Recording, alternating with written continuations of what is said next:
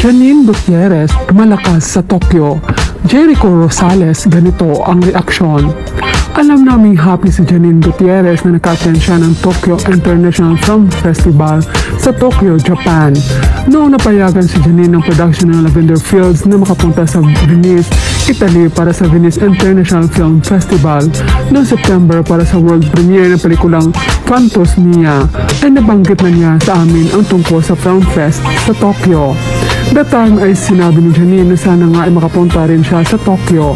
At sabi nga sa amin ng manager niyang si Ray Lanyada, nakaalis na si Janine noong weekend pa Tokyo para sa nasabing Film Fest.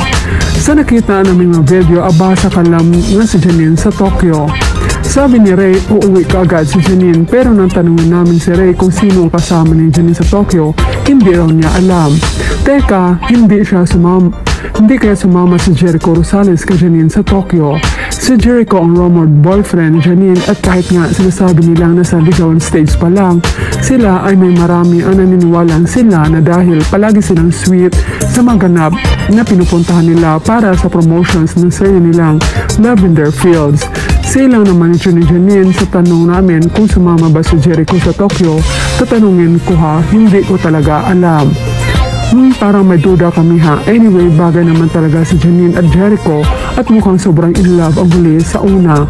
Kaya hindi kami magtataka kung sinamahan nga ng kapamilya actor ang dalaga sa ganap niya ito sa Tokyo.